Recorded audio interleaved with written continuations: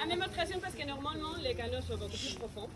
Et si quelqu'un veut le faire, mais s'il y a quelqu'un d'autre. Non, mais si vous pouvez essayer, quelqu'un veut. Ok.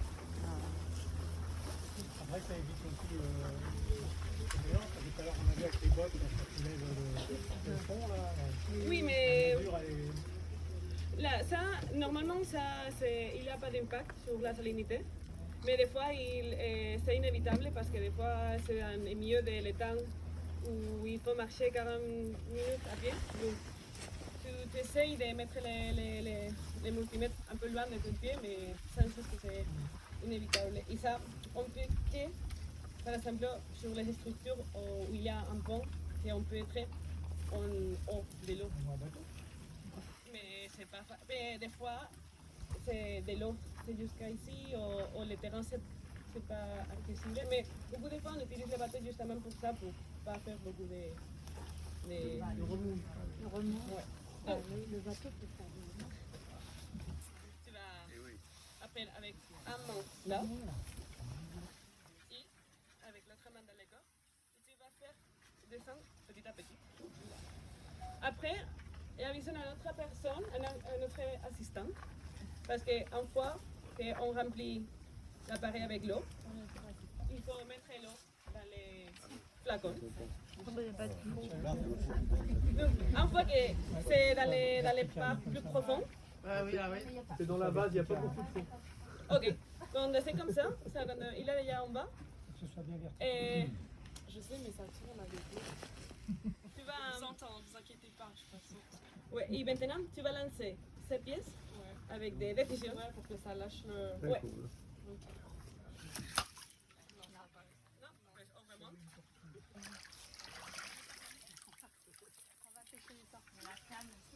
Pas qu'il y ait d'obstacles. On le lance. Ok. Donc maintenant, tu le remontes. Et comme ça, on a de l'eau qui vient de la part plus profonde. Donc, on va récupérer de l'eau dans les petits sacs. On va voir. De l'eau, c'est comme ça.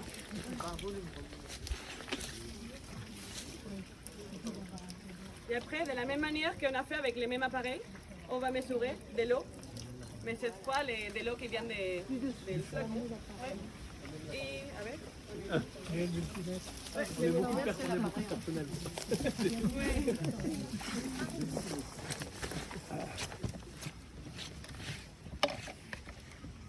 Et comme ça, on va voir les données dans les fonds. Mais ce type de mesures, ouais, comme vous l'avez expliqué, c'est très important de savoir la conductivité et la température en tout moment dans le système. Mais on ne peut pas y aller tout le temps, tous les jours, dans tous les endroits. Donc c'est pour ça qu'on utilise des sondes qui s'appellent CTD, conductimètre température dipper, que c'est...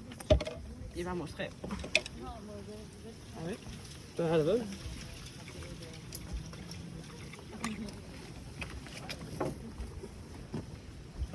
Ce qui se passe dans le terrain, est qu'on a ce système de sondes que nous sommes installés de ces sondes autour de tous les étangs. Ça, on a beaucoup. Et ça, il va mesurer de la même manière qu'on vient de faire. On continue la température, la conductivité et aussi le niveau d'eau. Donc, chaque mois et demi, on va les récupérer. Parce que ça, d'ici, cette part d'ici, il y a des batteries. Ici, c'est une pièce aimantée qu'on le connecte avec les USB et le connecte à l'ordi. Et du coup, on récupère toutes les données. Ça, normalement, c'est installé dans des structures en bois, que peut-être que des fois, vous voyez sur les étangs. Des fois aussi, on les cache dans des poteaux. Parce que des fois, sont dans les systèmes qui sont accès au public. Et même pour curiosité, pour savoir qu'est-ce que c'est, pour pas de jolies actions, on a déjà les cas qu'on a perdu des sons, qu'il a des problèmes. Donc c'est pour ça toujours d'être un peu discret quand on installe les instruments qui vont être là beaucoup de temps. Et ça nous permet d'avoir ce type d'information, la salinité, la température, le niveau d'eau, sur tous les systèmes lagunaires de Camargue. Et ça qu'on vient de faire maintenant, on le fait chaque jour qu'on va après les données pour les calibrer. Parce qu'on ne sait jamais s'il y a un problème, parce que par exemple aussi quand on va, des fois c'est rempli de bas, des algas, ou c'est ça, des algues, oui. Et donc ça, il va altérer un peu les mesures. Donc c'est important qu'on va chaque mois et demi à faire un peu la maintenance de ces instruments et faire les mesures et les calibrer. Ça doit être cher, ces instruments-là. Hein? Ça doit être cher, un instrument. Ouais, ils sont chers. Ouais. Donc, mais c'est un secret. Alors, Non, mais et il y en a beaucoup placés en Camargue, vous dites dans tous les étangs, enfin. Beaucoup. Vous voulez savoir Oui, mais non, C'est mais secret. si c'est vraiment sérieux secret comme aussi. étude, si c'est 2-3 points comme ça. Non, ça, vraiment- ce type d'instrument, c'est pas nous seuls, la Tour de Voilà, qui les utilise. C'est aussi les parcs, c'est aussi la réserve, ça, et, D'accord. des universités. Ça. Il y a beaucoup, il y a quelques qui sont à nous, mais il y a plus qui ne sont pas à Au nous. niveau Donc, de l'État, le ministère de l'Agriculture, tout non? je sais pas. Vous savez Ouais. pas? ça, comme vous voyez, c'est des instruments industriels. Alors, c'est parce qu'ils sont utilisés dans la recherche, dans différents... D'accord. Ça, c'est pas forcément nous qui pour l'a la fait, non? santé. Alors, Ça, c'est oui, ça, déjà un protocole comme bien, Exactement. bien C'est ça. stabilisé. Je me rends compte que c'est très Oui, oui, oui. pointu. Oui, alors on a les deux choses, non? Des choses faites maison qui nous aident pour vraiment être adaptés à ce qu'on a besoin, parce que ça, le protocole, ça peut être utilisé aussi dans la mer. Et cette même machine peut descendre jusqu'à 2000 mètres de profondeur et prendre des échantillons d'eau et échantillons, par exemple, pour les carottes, pour les sédiments. Mais c'est le même principe. C'est un tube qui va à certaines profondeurs où tu prends une mesure. Alors maintenant, pour nous, cette taille, ça suffit parce qu'on a besoin juste de sortir un peu d'eau. Mais ça peut être plus grand et ça dépend de l'objectif des recherches et l'objectif des... Oui, et aussi le milieu. Alors, il y a des choses qu'il faut adapter pour chaque cas d'étude, mais en maintenant tout le temps les mêmes protocoles. Parce que ça fait que on change les protocoles chaque fois. C'est difficile de comparer les données et c'est difficile de partager les données. Et c'est important pour avoir des données historiques, des données de différents endroits, pour faire des données, des études à l'échelle globale, à l'échelle régionale, de partager les mêmes méthodes de mesure. Alors ici, on vous montre ça, que c'est peut-être simple, mais c'est très important d'être rigoureux et de maintenir tout le temps les points GPS pour vraiment savoir où... oui. Voilà. Ça prend combien de mesures pour ça échantillonne Ça échantillonne à quelle fréquence Chaque 5 minutes. Toutes les 5 minutes, vous Oui. prenez une mesure Ouais, 5 minutes. Oui, parce Vous que relevez Pendant ça un mois et demi. Oui. un mois, 2 mois, ça dépend du site. Parce que des fois, il faut presque une journée entière pour aller à un centre parce que c'est trop loin. Donc ça dépend. Donc ça, c'est un peu commencer une journée de terrain pour la hydrologie. Mais maintenant, on va changer. Et on va changer. On va changer. Suite. Et on va faire, si c'est une journée de terrain, pour le suivi des poissons. Ici à la Tour de Voilà, on fait aussi des études historiques sur les espèces de poissons, sur les bacares, mais surtout sur les anguilles. Et c'est important parce que c'est une espèce migratoire. Il a un cycle de vie trop curieux. Il naît et se reproduit à la mer de les Sargasses, en Amérique du Nord. Quand c'est petit comme ça, des civelles, il fait la migration jusqu'à la mer de les Sargasses jusqu'à ici, au Camargue. Il rentre pour les connexions avec la mer, donc à Saint-Marie de la Mer ou à Gachol. Et après, il reste sur le système de Bacarès de 5 à 15 années. Et quand elle arrive à être dans une taille plus ou moins de 1 mètre ou plus, elle va devenir capable de faire ouais, capable de faire la migration. Et il va sortir du système. Elle va retourner à Mar de les Algas, donc elle va retourner en Amérique du Nord pour se reproduire et mourir. Donc ça, on trouve que c'est trop intéressant parce que aussi tous ces cycles de vie, elle le fait ici dans les Camargues où c'est des endroits hyper anthropisés. Donc c'est nous qui contrôlons l'entrée de l'eau, ça pas tout le temps, mais presque tout le temps, on contrôle pour où de l'eau passe, pour où elle sort. Donc c'est important de savoir c'est comment les comportements, les parcours qui prennent les sanguines de manière naturelle pour comprendre mieux comment on peut gérer de manière plus saine pour eux les systèmes de Camargue. Donc c'est pour ça qu'on fait deux types d'études. On fait un qui c'est plus global, qu'on marque les sanguines avec des petits tags, comme c'est un peu petit, c'est trop petit. Mais c'est le même type de tags qu'on utilise pour les chats et les chiens. Et c'est... Voilà. C'est quoi? C'est d'après une petite chose comme ça. Un puce, oui. Voilà. Et on marque les sanguines avec ça. Et tout, il y a un système, un comité d'éthique. Et ça, par exemple, c'est pas moi qui le fais parce que moi, j'ai pas la capacitation de manipulation d'animaux. Mais ouais, on marque les sanguines. Et dans différents systèmes de sacanons, ici au Camargue, on a des antennes, des systèmes d'antennes, comme des carrés, similaires à un peu les systèmes de les magasins quand tu sors, ils bipent parce que tu as volé quelque chose. C'est un peu les mêmes, donc c'est un détecteur de métaux qu'on a dans les structures. Par exemple, ce n'est pas le cas, mais ça peut passer sur les ponts, comme ça.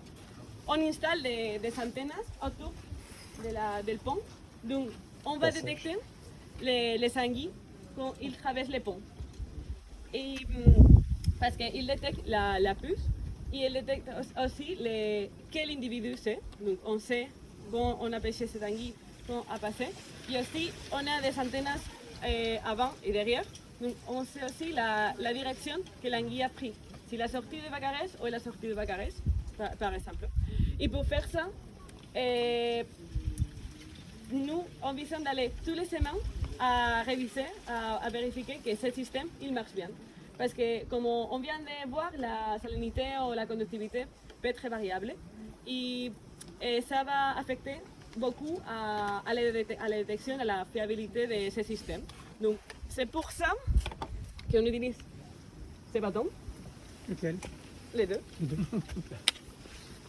Ça, c'est pour tester les instruments de détection d'anguilles.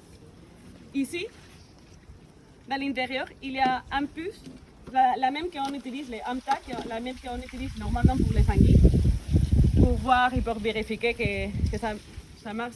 Ça, c'est les mêmes appareils qui sont les vétérinaires pour détecter quel chien ou quel chat c'est. Donc ça, on va approcher, il va sonner bip bip, il va nous dire l'attaque qu'il y a dedans. Là. Ça, par exemple, on utilise aussi quand on fait la pêche, on scanne tous les anguilles pour voir s'ils sont déjà capturés, si on était déjà marqué ou pas. Mais en ce cas, ce que je vais vous montrer, c'est plutôt comment on fait les tests. Donc, on arrive dans les stations. Donc, on arrive ici. Donc, on a en bas du pont les détecteurs de métaux. Et on va les allumer et on va connecter à une pièce que c'est un beeper. Donc, il va faire une petite émission de bip bip bip bip chaque fois que l'anguille va être détectée. Ça ne se passe pas tout le temps. C'est que quand on va faire les tests. Et on le connecte et on va aller littéralement sur l'antenne. Et on va mettre la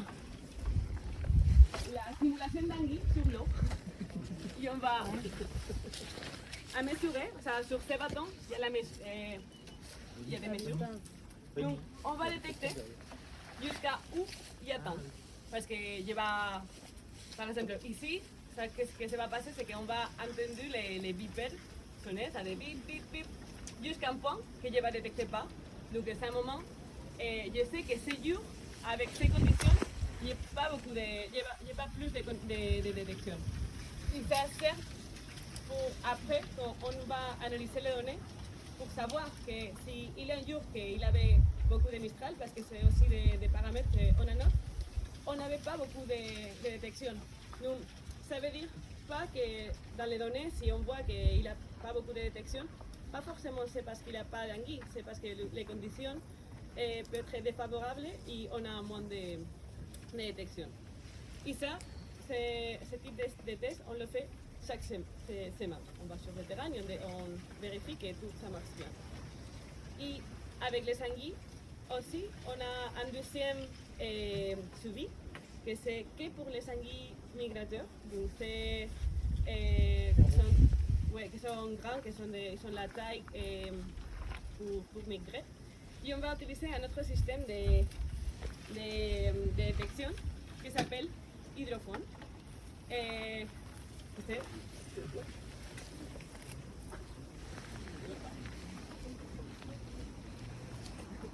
Que c'est grâce à cet appareil d'ici, on va marquer la anguille avec un tag beaucoup plus grand. C'est celui ici. Ce sont les pièces en plastique. Pas la vallée. Donc on voit que c'est une chose beaucoup plus grande.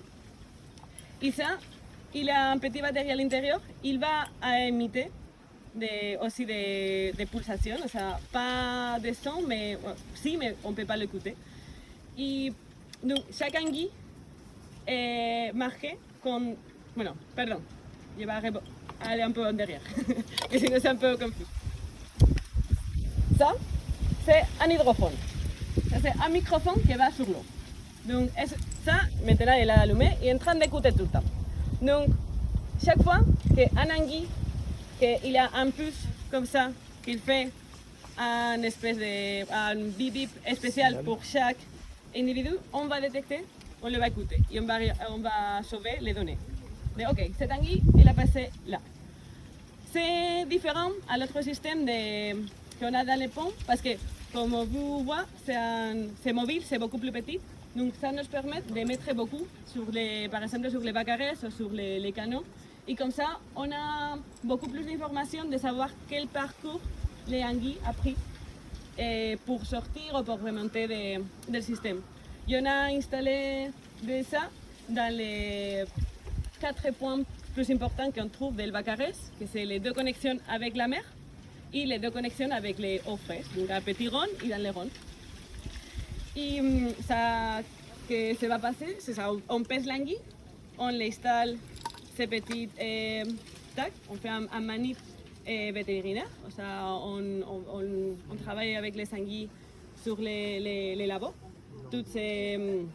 et on relâche les anguilles. Et après, notre objectif c'est de savoir les anguilles migrateurs où vont. Ça, on les pêche, par exemple dans les fûts morts, et nous ne savons pas si les anguilles arrivent à sortir del bacarès. Pour l'instant, cet étude maintenant, c'est en train de passer maintenant, c'est récent.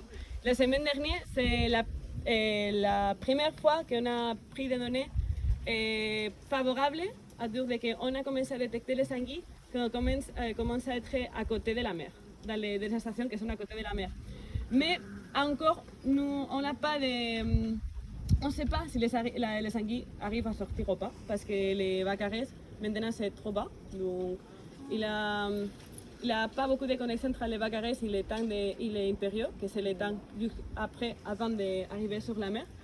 Et ce qu'on veut savoir, c'est si les anguilles, justement, ils arrivent à passer, et sinon, s'ils sont coincés, où sont coincés, quel parcours ils essayent à prendre, et pour voir s'ils sortent ou pas d'ici, ils arrivent à faire la migration. Ce type de appareils, c'est de la même manière qu'on a parlé avant de que c'est un protocole. Ça aussi, sur tous les côtes méditerranéennes, il y a des réseaux de hydrophones pour beaucoup des instituts de recherche, des universités, ça de la même manière. Donc, dans les meilleures chances possibles, un anguille que se pêche ici au bacarès, on peut savoir pour où sortir del Bacarès, si à Saint-Marie de la Mer ou à la part de la Rachel. Mais après, on peut la détecter juste toute la côte de Méditerranée jusqu'à Gibraltar. Mais Parce il y a que beaucoup tout- d'anguilles dans le coin. Il y a beaucoup d'anguilles. Il y en avait Vous les connaissez toutes par leur prénom, si je puis dire? Non, parce que déjà, il faut, pour marquer les anguilles, il faut qu'elles soient prêtes à migrer. Et dans cette suivi, l'idée c'est de marquer 70 anguilles, pas plus, parce que déjà c'est cher ce type d'appareil, c'est la première fois que, ouais. Et on ne marque pas tous les anguilles parce qu'on ne pêche pas tous les jours. Mais pour l'instant, il a marqué 40, un peu moins de 40 anguilles. Et on a comme 30 qui sont détectés. Donc il y a 8 qu'on encore, on ne sait pas où sont, mais on sait qu'il y a 30 un peu pour les Bacarès. Déjà, je ne sais pas sûr, mais il y a quelques-unes qui sont arrivées à sortir des Bacarès pour les ronds et pour les petits ronds, pas pour la mer. Donc ça, c'est une chose un peu bizarre, mais c'est aussi intéressant à voir. Et aussi cette information, c'est pour être capable après d'ouvrir s'il faut, par exemple, les connexions avec les Bacarès et avec la mer, si on voit que les anguilles sont coincées là. Et ouais. Ouais. Et ce type d'enregistrement, ouais. Il faut penser que ça ne sont pas comme ça sur l'eau. On a créé aussi une structure un peu fait maison, comme tous les instruments qu'on a ici. C'est attaché sur un tige en métal.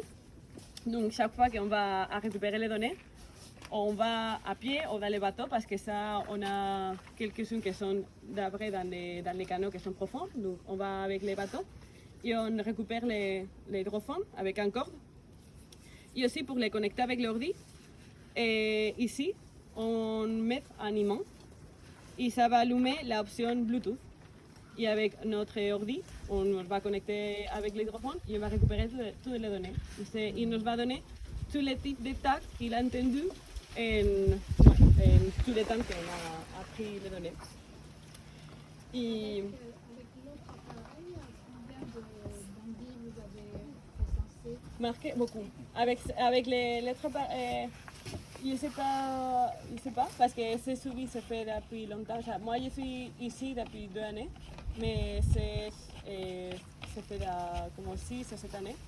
Et avec ça, on arrive à marquer pour chaque campagne 200, 300. Oui. Parce que aussi, c'est beaucoup moins fiable. Ça, c'est plus facile à lutter parce que le système qu'on a en bas de l'éponge, c'est beaucoup moins fiable. Et aussi, on a que sur 2 sites. Mais ça, on a un peu pour tous les Bacarès. Encore pas trop parce que c'est un peu une idée, ça commence ce projet. Mais l'idée, c'est petit à petit pour utiliser plus et avoir plus d'informations. Et aussi les objectifs de recherche sont différents. Pour les arts, c'est plutôt connaître la dynamique des populations, dire savoir les moments où ils sortent et tout ça, mais on n'a pas besoin de la précision. Mais l'autre protocole, c'est vraiment comme connaître les individus, savoir cette anguille, on l'a vu ici tel jour, après il est passé par là, après retourné. C'est pour... Oui, c'est un peu un suivi beaucoup plus précis pour avoir une information de la connectivité du système lagunaire de Bacarès avec la mer, pour être sûr qu'on n'est pas en train d'empêcher les anguilles de sortir ou de remonter. Et ça, c'est un autre type d'information que les arts. C'est plutôt un suivi long terme qui nous intéresse pour savoir la dynamique des populations.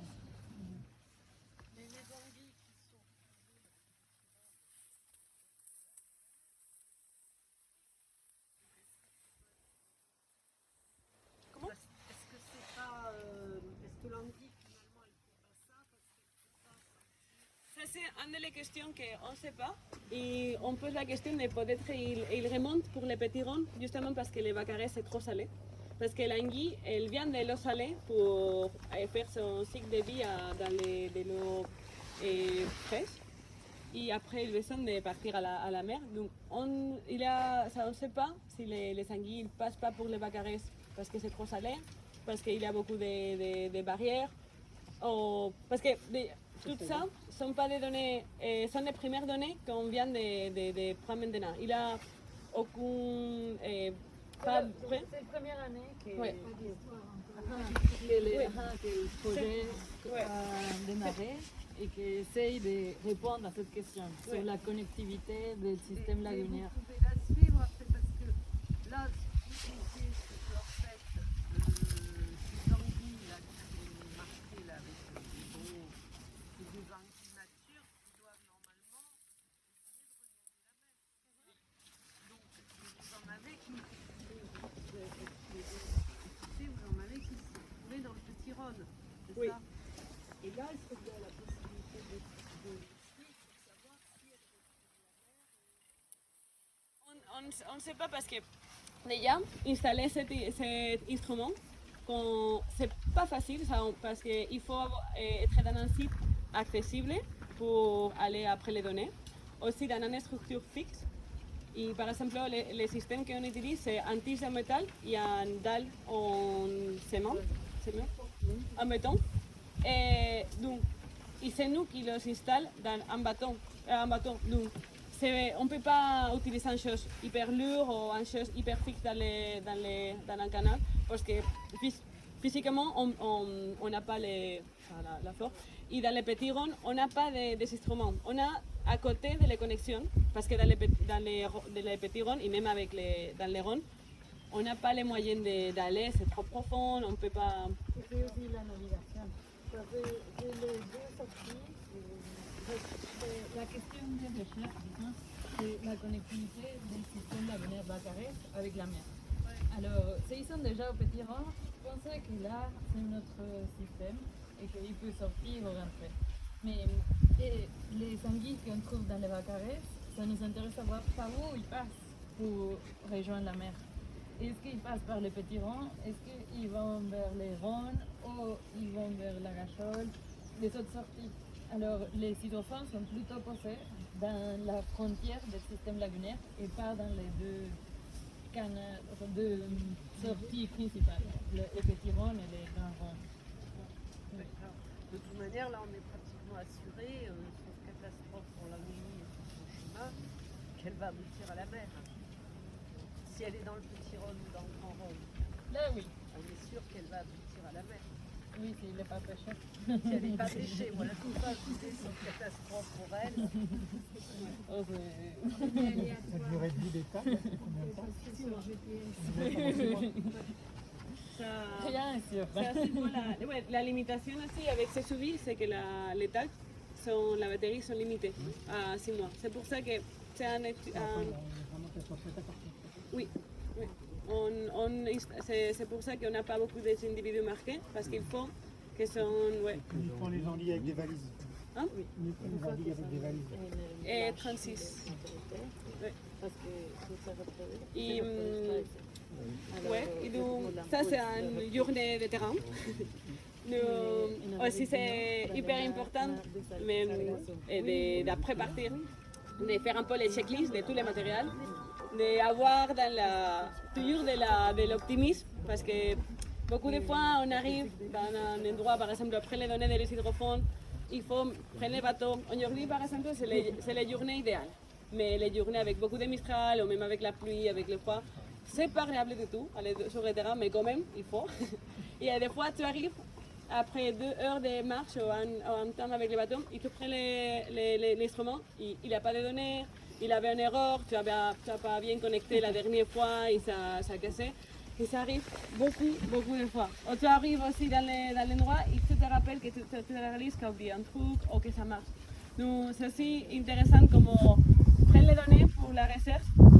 C'est joli, c'est bien à faire, mais aussi il y a derrière tous les problèmes perso qui peuvent passer parce que pas toujours c'est facile, mais c'est important toujours d'avoir de l'optimisme et pas le bien parce qu'on va faire ce qu'on peut chaque jour si ça n'allait plus loin. Et ouais.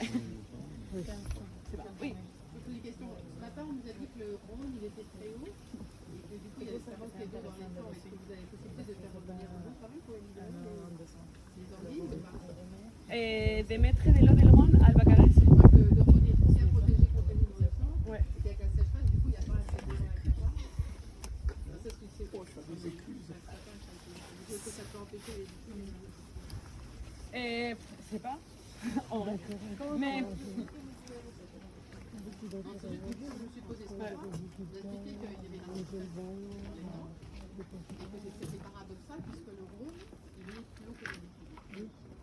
Ça, il est trop haut parce que l'État a beaucoup investi d'argent pour empêcher qu'il ne mette pas. Donc, du coup, naturellement, il n'y a plus assez d'eau qui vient. Ouais. Est-ce que du coup, est-ce que vous avez la possibilité de quand même faire un tour d'études, je sais pas quoi, pour réalimenter en eau ou plutôt de l'eau? par ejemplo, il y a un projet. La. Sí, sí, no.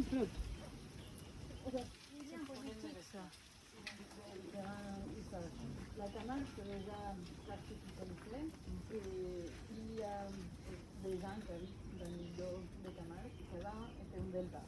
Un delta signifie qu'il y a aussi beaucoup de territoire. Parfois les bras, il n'est pas toujours aussi, il va là, et ça. Mais maintenant, la canal, on a des gens qui habitent et tout ça. La priorité, c'est d'éviter les inondations. Et la deuxième priorité, l'agriculture. Alors maintenant, c'est pas la ce ne sont pas des sites naturels, parce qu'on était, on va les rendre très bas. Et que maintenant, c'est les rendre un creux, on a vu déjà les centres, les creux. Et on va parfois, même ici, on passe de faire des protocoles dans ce canal et on n'a pas suffisamment d'eau. Exactement. Et bon, mais la gestion du écosystème est un peu secondaire par rapport à l'affichage humain. Alors, bien sûr, c'est un problème pour l'écosystème. Et c'est pour ça qu'il y a des questions. On a besoin de récupérer la dynamique après sortie d'eau, parce que maintenant, les gens aussi des déchets, c'est vraiment ça. La mer, elle rentre et Et c'est pour ça qu'on a dit et après ça va changer un petit peu l'agriculture parce qu'après la première partie qui va être distribuée après c'est trop salé pour ces cultures. Alors il faut trouver la manière de communiquer, de dire on n'est pas contre, on a aussi besoin et il faut qu'il y ait un équilibre entre les différents usages. Mais les naturalistes, ils ne gèrent pas l'eau en Camargue quand même. Alors, Surtout au niveau du Bacarès. oui, il y a la réserve, qui est ce qui gère les Bacarès, mais l'entrée et sortie, c'est le Cimarrem, que c'est une autre institution. Et Voie Navigable de France, aussi qui gère les grands digues, les grands canaux, plumeaux et tout ça. Alors parfois, oui, on pourrait...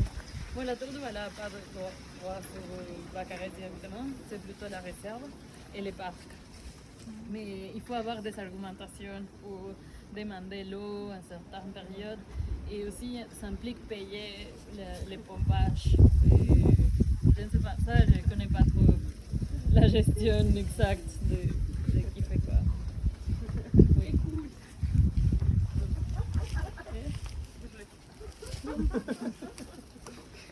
Voilà. Est-ce que vous avez d'autres questions? Ah, bon, il y avait une... Je ne sais pas si vous avez entendu l'histoire sur les anguilles, sur les cycles de vie, et que Raquel peut-être expliqué tout à l'heure, mais les anguilles, ils vivent pendant 15 ans, mais ils sont nés dans les mares du Sargassum, que c'est en Amérique du Nord, et après ils migrent tout petits, ils arrivent à la Méditerranée et ils vont vers... Ils remontent les différents cours d'eau pour chercher l'eau fraîche, l'eau douce, et après ils redescendent une fois qu'ils sont dans un état de maturité pour se reproduire. Alors on est à la sortie du bassin versant du Rhône et c'est pour ça que la Camargue c'est quand même important pour trouver ce type anguilles, non, qui sont déjà en état de maturité et qui sont prêts à sortir du système pour retourner en Amérique du Nord, à se reproduire et mourir là-bas. Alors, c'est un cycle de vie très particulier pour une espèce de poisson, parce qu'on voit des migrations en oiseaux et tout ça, mais on n'imagine pas des poissons qui peuvent faire cette migration assez loin et avec un cycle de vie avec cette caractéristique. Et c'est pour ça que c'est une espèce, en France, c'est pas protégé, mais c'est comme remarquable. Mais peut-être ça serait intéressant de la protéger, mais là c'est un autre discours, non? Mais il pour n'y le en a moment. pas qu'en Méditerranée, des anguilles, c'est l'Atlantique. C'est la même espèce. C'est la même Qui espèce. fait Donc en fait, il y en a. différentes populations. Oui, Elles se retrouvent tous dans la mer des Sargasses pour la reproduction Oui. et après elles retournent en fait vers. Non, après elles meurent. oui, Les petits retournent oui, là Ils où partent. étaient les parents, oui, c'est ça? oui. D'accord. Je ne sais pas comment ils savent Oui, si leurs c'est parents ça. sont de l'Atlantique ou de Méditerranée. Mais... Non, tous les parents sont dans l'Atlantique, dans les mers de Sargasso. Tous les parents. Oui. Mais ils viennent d'endroits différents. Voilà. Oui, Donc, comment oui, les oui, oui. petits Oui, oui. savent. Ils cherchent l'eau douce. Oui, ils cherchent l'eau douce et aussi ils se... mémoire, avec les courants de... Oui, des marines, ils sont transportés. Mais là, ils remontent assez haut. Enfin, je veux dire, en Méditerranée, ils ne s'arrêtent Oui, pas ils qu'en remontent Camargue. Oui, Ils remontent donc via le Rhône et ses affluents. Oui, et aussi pas que dans les Rhônes, mais aussi dans la en Loire. Italie, Oui, les d'accord. Pôles, différents Une clubs. anguille qui fond dans la mer des Sargasses, ces petits, il peut y en avoir qui vont aller dans la Garonne, d'autres qui vont venir dans la Caresse. Oui, oui. Et il n'y a pas Qu'est-ce trop de qu'il est fait prédateurs pour les anguilles, parce que Beaucoup. si toutes les anguilles Il a adultes, beaucoup. si toutes les adultes elles sont dans la mer de Sargasse, Il y a beaucoup. oui, Beaucoup. y compris l'homme. Y compris oui, les oui. pêcheurs. Parce que se mange l'anguille, se mange aussi la civelle. Pas, il y en a beaucoup, mais. La civelle, c'est l'état Ouais, les petits. jeunesse. Ce que je voulais poser aussi comme question, c'est où est-ce qu'on met les puces dans un poisson? Et, vous voyez quand vous nettoyez un poisson, et vous le ouvrez, il vous retire tous les Organes. Les organes. organes? Viscères. Ouais, les viscères. Ouais, c'est là. Ça, on mettrait la puce là. Ça, parce que D'accord. là, il y a des espaces, il ne touche pas des muscles. C'est pas dans le muscle. D'accord, c'est Ouais. pas dans le... Oui, oui. Non. C'est toujours On peut les entre la- manger sans crainte. Oui, oui, oui. Ouais, un poisson marqué, un poisson marqué, c'est pas Les magique. petites, ça va, mais c'est les grosses. Bah, c'est pas mangé, on peut C'est-à-dire pas si le on se met savoir. un bipède. Quand- S'il est pêché, on peut pas savoir qu'il est marqué. En vrai, oui, on le sait, parce que aussi c'est suivi avec les tacs plus grands. Comme on n'a pas beaucoup d'anguilles, on essaye à collaborer avec les pêcheurs et on marque les anguilles, on fait un petit tatouage dans les nageoires, rouge ou vert, D'accord. avec des encres de tatouage. Et comme ça, les pêcheurs, quand Quand la ils pêchent, ils voient si l'anguille est marquée. Oui, et pour l'instant, on a bien réussi à avoir des collaborations, à qui nous appellent, o sea, on est toujours en contact pour aller à voir les anguilles qui sont prises, ils nous las donnent et on les relâche. Et on sait aussi que l'individu sait parce qu'on peut détecter la couche. Et pour l'instant, ça marche bien parce qu'on a une bonne coopération, une bonne connexion avec les pêcheurs. Il est indemnisé, je pense. Non. Non, Ça- il touche rien s'il pêche une anguille et qu'il vous prévient. Ça, moi, je sais pas, mais aussi c'est un intérêt commun, nous pour les protéger, pour l'écologie, eux pour avoir plus Pour la pêche. Ouais. Ouais, Pour maintenir la population les d'anguilles et pêcheurs, ils maintenir- sont assez protecteurs quand même. Hein, Ça, au niveau des fois, la mais pêche industrielle, hein, c'est de la mais les pêche choses, c'est que moi, artisanale. je sais Moi, pas. je mange tous les jours.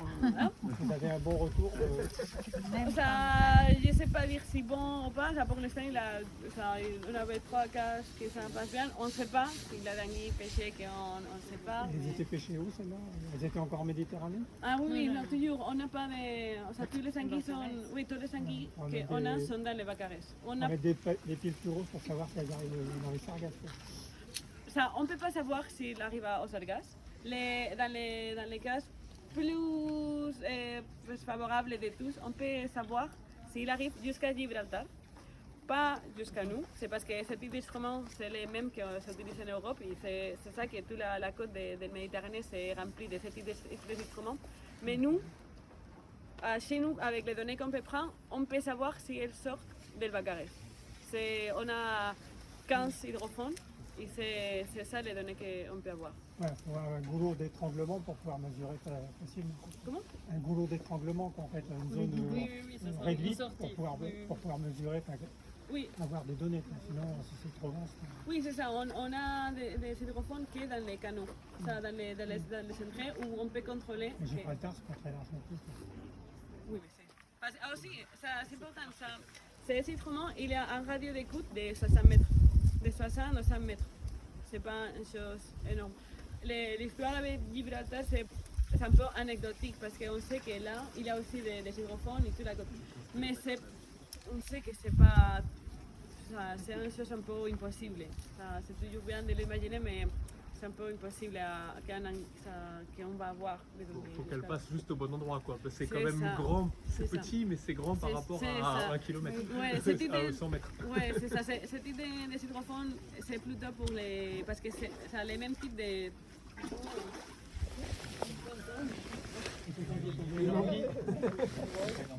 Et il y a un truc en dessous du pont. C'est un gros poisson. Là. On l'a. C'est une carte, non? Il y a un truc qui vient de partir. Je sais pas ce que c'était le truc, mais ça pourrait être intéressant pour l'observation. Bon, bon. Voilà, il y a des poissons dans ce petit canot. Le codage des tags, c'est un truc international, j'imagine. Oui.